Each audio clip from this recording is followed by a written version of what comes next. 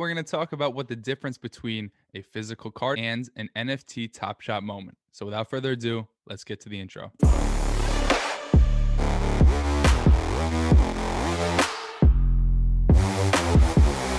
First off, this video is not meant to offend anybody who is deep into the card game and doesn't believe in Top Shot, or vice versa. People that are only in the Top Shot game and think cards are fucking stupid. Let people have what they like, man. If you like cards, go out and buy cards and trade cards and hold on to cards and frame your cards. If you like moments, go out and spend your fucking money on moments. Don't shame somebody for having a cardboard fetish and don't shame somebody for having a pixel fetish. Just let people have what they like. So if you're going to go in the comments and say this shit's stupid, that shit's stupid, everything's dumb, take a step back and realize nobody gives a fuck what you think. Now, with that out of the way, let's actually talk about what the discernible differences are here. I think number one and first and foremost, and the most obvious one, is the tangibility, right?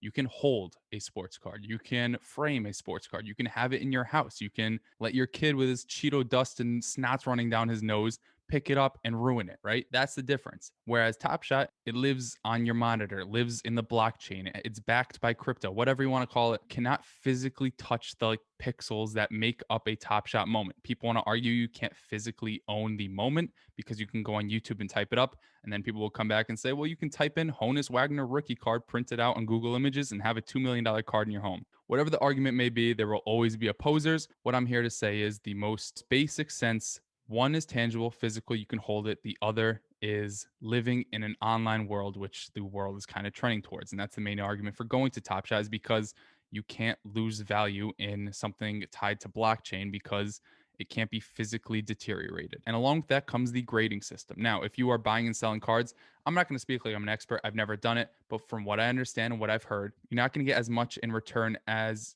if you were to grade it first and then send it to somebody. You have to get it graded by a third party system that tells you if it's like an 8.5 out of 10, 9 out of 10, 9.5 out of 10, perfect condition, whatever the case may be. A card that is graded as a 9 out of 10 will probably sell more than a card that's graded as a 6 out of 10 or a 6.5 or a 7 out of 10. If it's got a bent edge or the image isn't centered, it's not as coveted by the card community, what they have deemed to be valuable, as if it were a perfect 10 out of 10, which makes sense, right? That's where Top Shot comes into play. Everything is exactly the same. The only differentiator between one moment of the same tier, so two common LeBrons, the only differentiator at that point is serial number. And also, like, if somebody, maybe a pro athlete, maybe if LeBron had owned it before and you want to buy it directly off of LeBron, the only real differentiators there are serial number and to some extent prior owners and previous owners, if they happen to be like Terry Rozier or Harrison Barnes or whatever. And also, because there is no true differentiator other than ones that are readily apparent, the serial number, there's no difference in grading of the moment. Because of that, there's no real turnaround time in the market. I've heard horror stories of people having their card graded. By the time the card gets back to them, it's either not the grade that they expected or something happened to the player in real life where their value tanks and they can't recoup the amount of money that they had hoped. Whereas in Top Shot, you buy Kevin Porter, he goes out there and drops a 42 burger. Somebody wants to pay, you can sell him that night. So there is quicker turnaround time. The money is more liquid. But then again, it's not more liquid because a lot of people have issues with or not even access to withdrawal. Whereas in the card industry, right, you can sell it on eBay. I'm sure there's other ways like Star Stock, I'm pretty sure George has told me about. And then there's like Dibs. There's a ton of platforms where you can sell it. Obviously, on eBay, you can get scammed, but that comes with like anything on eBay. So it's not exclusive to the card industry.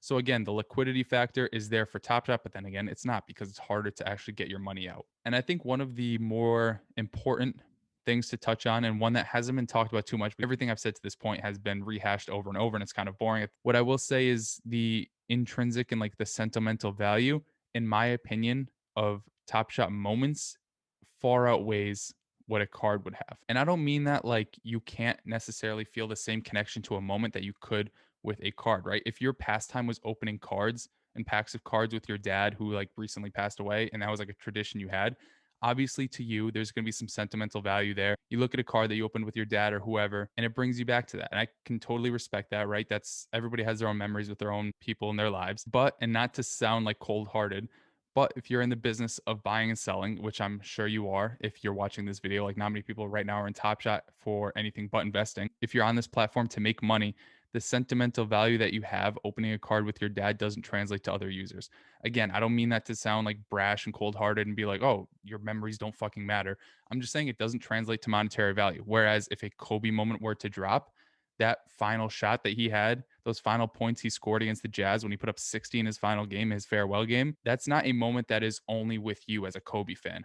There are millions, probably like a fucking billion Kobe fans across the world because he's huge in China. The Lakers are a massive market. Let's be conservative. That's like 500 million people who share the same sentiment and that same sentimental value tied to that moment. That Vince Carter final shot. Sure, Vince Carter isn't a top 20 player of all time. He may not even be top 15. He never really played for a massive franchise, right? But he's a beloved player who has one of the more memorable dunk contests ever, dunked over a 7-foot French dude in the Olympics, has an extremely just memorable career and an admirable career. You don't think his final shot moment has a lot of value intrinsically, sentimentally, if that's a word, with a lot of people on Top Shot or in the basketball community?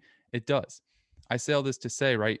A moment can bring you back to a point in time, just like you opening cards with a loved one or somebody else in your life that you remember opening cards with can bring you back to that moment in time. The only difference is you opening that card with somebody in your life only brings you yourself back to that moment. Whereas watching that Kobe final shot brings not only you back to that point in time, but it can bring millions of other people back to that point in time. So there's a bigger market for it, right? You open a Justin Morneau rookie baseball card, that may mean something to you. You see a Justin Morneau hypothetical, like fucking first home run ever, or game-winning home run. I don't know why I use Justin Morneau, but we're gonna use it. You see a game-winning home run or something in the ALCS. I don't know if that ever happened, but if it did, Twins fans are brought back to that moment. I don't know why I used a baseball player for a basketball video. Let's just say like a LeBron, right? A LeBron rookie card you opened with somebody in your life. That brings you back to that moment. A LeBron blocking Iguodala off the glass to end up winning the title. That brings millions, if not billions of people back to that moment. So that's a point I just wanted to touch on, the sentimentality and the just intrinsic value of a moment. I think personally, and you can disagree with me and let me know in the comments what you think, is more present with moments. But then again, at the end of the day, if you're more old school or you don't want to believe in the hot new thing and you believe in cards because they are tried and true and they have proven to be valuable over the years, go for it. I'm not going to knock you for it. Some people may say that you're an idiot for only caring about things printed out on cardboard. At the end of the day, fuck them. Who really cares? If you are heavy into Top Shot and somebody's trying to talk you off the ledge saying that it's a fake platform, if people said that when Honus Wagner's rookie card was printed in 1937 or whenever he played, and you threw his card away because all you got it for was the Cracker Jack box it came in, then you'd be kicking yourself for not getting in on it earlier. Whatever the case may be, believe what you want to believe, have fun with whatever you're doing. And these are just my thoughts. This is just what I think about the whole Top Shot platform, how it differs from cards, why some things may be more valuable than others, and why I may be wrong. So if you think I'm wrong, leave a thumbs down. Let me know down below. If you think I'm right or you just enjoy the video and you're not out to get me, leave me a thumbs up. I'd really appreciate it. Subscribe if you're new. We got more videos on the way. Definitely got one coming out tomorrow. So if you're rocking with us, you enjoy the content and you want to see more, I'd be greatly appreciative if you subscribed and came back tomorrow because we got new heat on the way every single day of the week. But that's it for right now.